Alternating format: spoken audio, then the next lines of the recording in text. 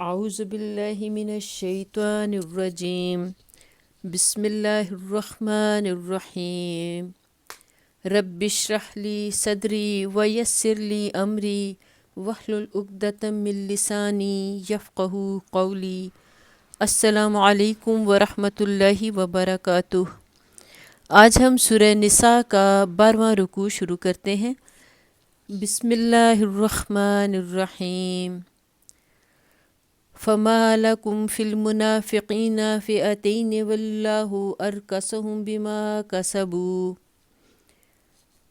پھر تمہیں کیا ہو گیا ہے کہ منافقین کے بارے میں تمہارے درمیان دو رائیں پائی جاتی ہیں، حالانکہ جو برائیاں انہوں نے کمائی ہیں ان کی بدولت اللہ انہیں الٹا پھیر چکا ہے۔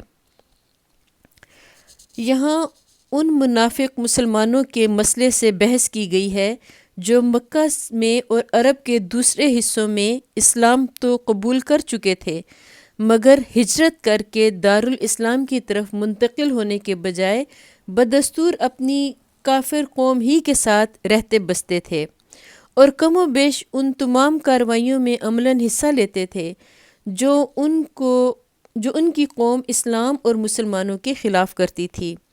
مسلمانوں کے لیے یہ مسئلہ سخت پیچیدہ تھا کہ ان کے ساتھ آخر کیا معاملہ کیا جائے۔ بعض لوگ کہتے تھے کہ کچھ بھی ہو، آخر یہ ہیں تو مسلمان ہی، کلمہ پڑھتے ہیں، نماز ادا کرتے ہیں، روزے رکھتے ہیں، قرآن کی تلاوت کرتے ہیں، ان کے ساتھ کفار کا سا معاملہ کیسے کیا جا سکتا ہے؟ اللہ تعالیٰ نے اس رکوع میں اسی اختلاف کا فیصلہ فرمایا ہے۔ اس موقع پر ایک بات کو واضح طور پر سمجھ لینا ضروری ہے، ورنہ اندیشہ ہے کہ نہ صرف اس مقام کو بلکہ قرآن مجید کے ان تمام مقامات کو سمجھنے میں آدمی ٹھوکر کھائے گا جہاں ہجرت نہ کرنے والے مسلمانوں کو منافقین میں شمار کیا گیا ہے۔ حقیقت یہ ہے کہ جب نبی صلی اللہ علیہ وآلہ وسلم نے مدینہ طیبہ کی طرف ہجرت فرمائی اور ایک چھوٹا سا خطہ عرب کی سرزمین میں ایسا بہم پہنچ گیا جہاں ایک مومن کے لیے اپنے دین و ایمان کے تقاضوں کو پورا کرنا ممکن تھا، تو عام حکم دے دیا گیا کہ جہاں جہاں جس علاقے اور جس قبیلے میں اہل ایمان کفار سے دبے ہوئے ہیں اور اسلامی زندگی بسر کرنے کی آزادی نہیں رکھتے، وہاں سے وہ ہجرت کریں اور مدینہ کے دارالاسلام میں آ جائیں۔ اس وقت جو لوگ ہجرت کی قدرت رکھتے تھے اور پھر صرف اس لیے اٹھ کر نہ آئے کہ انہیں اپنے گھر بار، اعزاء و اقربا اور اپنے مفادات اسلام کی بنسبت عزیز تر تھے، وہ سب منافق قرار دیے گئے، اور جو لوگ حقیقت میں بالکل مجبور تھے ان کو مستضعفین میں شمار کیا گیا، جیسا کہ آگے ہم رکوع نمبر 14 میں پڑھیں گے۔ اب یہ ظاہر ہے کہ دارالکفر کے رہنے والے کسی مسلمان کو محض ہجرت نہ کرنے پر منافق صرف اس صورت میں کہا جا سکتا ہے جب کہ دارالاسلام کی طرف سے ایسے تمام مسلمانوں کو یا تو دعوت عام ہو یا کم از کم اس نے ان کے لیے اپنے دروازے کھلے رکھے ہوں۔ اس صورت میں بلا شبہ وہ سب مسلمان منافق قرار پائیں گے جو دارالکفر کو دارالاسلام بنانے کی کوئی سعی بھی نہ کر رہے ہوں اور استطاعت کے باوجود ہجرت بھی نہ کریں۔ لیکن اگر دارالاسلام کی طرف سے نہ تو دعوت ہی ہو اور نہ اس نے اپنے دروازے ہی مہاجرین کے لیے کھلے رکھے ہوں، تو اس صورت میں صرف ہجرت نہ کرنا کسی شخص کو منافق نہ بنا دے گا، بلکہ وہ منافق صرف اس صورت میں کہلائے گا جب کہ فی الواقع کوئی منافقانہ کام کرے۔ پھر اللہ تعالیٰ کہتے ہیں حالانکہ جو برائیاں انہوں نے کمائی ہیں ان کی بدولت اللہ انہیں الٹا پھیر چکا ہے، یعنی جس دو رنگی اور مصلحت پرستی اور ترجیح دنیا برآخرت کا اکتساب انہوں نے کیا ہے، اس کی بدولت اللہ نے انہیں اسی طرف پھیر دیا ہے جس طرف سے یہ آئے تھے۔ انہوں نے کفر سے نکل کر اسلام کی طرف پیش قدمی تو ضرور کی، مگر اس حد میں آنے اور ٹھہرنے کے لیے یکسو ہو جانے کی ضرورت تھی۔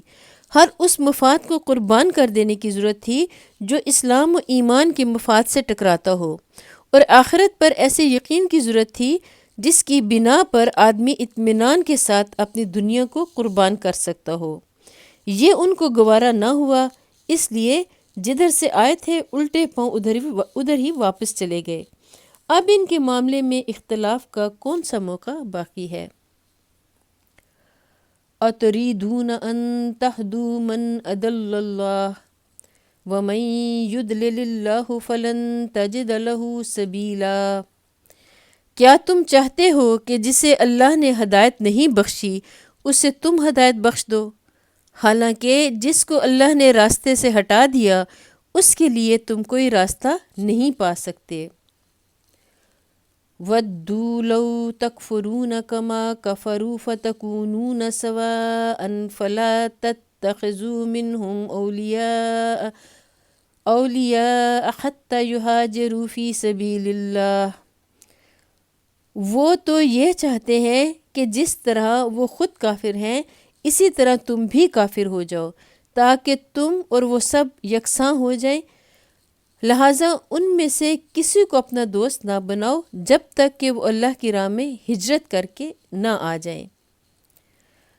فَإِن تَوَلَّوْا فَخُذُوهُمْ وَاقْتُلُوهُمْ حَيْثُ وَجَدتُّمُوهُمْ وَلَا تَتَّخِذُوا مِنْهُمْ وَلِيًّا وَلَا نَصِيرًا۔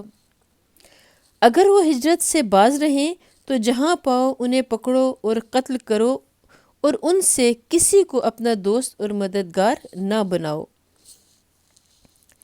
یہ حکم ان منافق مسلمانوں کا ہے جو برسر جنگ کافر قوم سے تعلق رکھتے ہوں اور اسلامی حکومت کے خلاف معاندانہ کارروائیوں میں عملاً حصہ لیں۔ إِلَّا الَّذِينَ يَصِلُونَ إِلَىٰ قَوْمٍ بَيْنَكُمْ وَبَيْنَهُم مِّيثَاقٌ أَوْ جَاءُوكُمْ حَسِرَتْ صُدُورُهُمْ أَن يُقَاتِلُوكُمْ أَوْ يُقَاتِلُوا قَوْمَهُمْ۔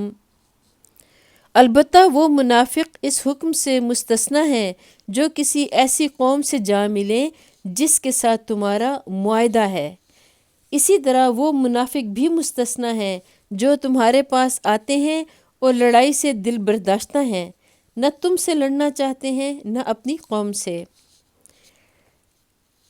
یہ استثناء اس حکم سے نہیں ہے کہ انہیں دوست اور مددگار نہ بنایا جائے، بلکہ اس حکم سے ہے کہ انہیں پکڑا اور مارا جائے۔ مطلب یہ ہے کہ اگر یہ واجب القتل منافق کسی ایسی کافر قوم کی حدود میں جا پناہ لیں جس کے ساتھ اسلامی حکومت کا معاہدہ ہو چکا ہو تو اس کے علاقے میں ان کا تعاقب نہ کیا جائے، اور نہ ہی جائز ہوگا کہ دارالاسلام کا کوئی مسلمان غیر جانبدار ملک میں کسی واجب القتل منافق کو پائے اور اسے مار ڈالے۔ احترام دراصل منافق کے خون کا نہیں بلکہ معاہدے کا ہے۔ وَلَوْ شَاءَ اللَّهُ لَسَلَّطَهُمْ عَلَيْكُمْ فَلَقَاتَلُوكُمْ۔ اللہ چاہتا تو ان کو تم پر مسلط کر دیتا اور وہ بھی تم سے لڑتے۔ فَإِنِ اعْتَزَلُوكُمْ فَلَمْ يُقَاتِلُوكُمْ وَأَلْقَوْا عَلَيْكُمُ السَّلَامَ فَمَا جَعَلَ اللَّهُ لَكُمْ عَلَيْهِمْ سَبِيلًا۔ لہٰذا اگر وہ تم سے کنارہ کش ہو جائیں اور لڑنے سے باز رہیں اور تمہاری طرف صلح و آشتی کا ہاتھ بڑھائیں تو اللہ نے تمہارے لیے ان پر دست درازی کی کوئی سبیل نہیں رکھی ہے۔ سَتَجِدُونَ آخَرِينَ يُرِيدُونَ أَن يَأْمَنُوكُمْ وَيَأْمَنُوا قَوْمَهُمْ كُلَّمَا رُدُّوا إِلَى الْفِتْنَةِ أُرْكِسُوا فِيهَا۔ ایک اور قسم کے منافق تمہیں ایسے ملیں گے جو چاہتے ہیں کہ تم سے بھی امن میں رہیں اور اپنی قوم سے بھی، مگر جب کبھی فتنے کا موقع پائیں گے اس میں کود پڑیں گے۔ فَإِن لَّمْ يَعْتَزِلُوكُمْ وَيُلْقُوا عَلَيْكُمُ السَّلَامَ وَيَكُفُّوا أَيْدِيَهُمْ فَخُذُوهُمْ وَاقْتُلُوهُمْ حَيْثُ ثَقِفْتُمُوهُمْ۔ ایسے لوگ اگر تمہارے مقابلے سے باز نہ رہیں اور صلح و سلامتی تمہارے آگے پیش نہ کریں اور تمہارے ہاتھ نہ روکیں تو جہاں وہ ملیں انہیں پکڑو اور مارو۔ وَأُولَئِكُمْ جَعَلْنَا لَكُمْ عَلَيْهِمْ سُلْطَانًا مُبِينًا، ان پر ہاتھ اٹھانے کے لیے ہم نے تمہیں کھلی حجت دے دی ہے۔ یہاں ہمارا 12واں رکوع مکمل ہوتا ہے۔ اللہ تعالی ہمیں قرآن مجید کو پڑھنے کی، سمجھنے کی اور عمل کرنے کی توفیق عطا فرمائے، ہمارے گناہوں کو معاف فرمائے، اور قرآن مجید پڑھنے کے دوران اگر مجھ سے غلطی ہو گئی ہو اللہ تعالی مجھے معاف فرمائے، آمین۔ وآخر دعوانا ان الحمد للہ رب العالمین۔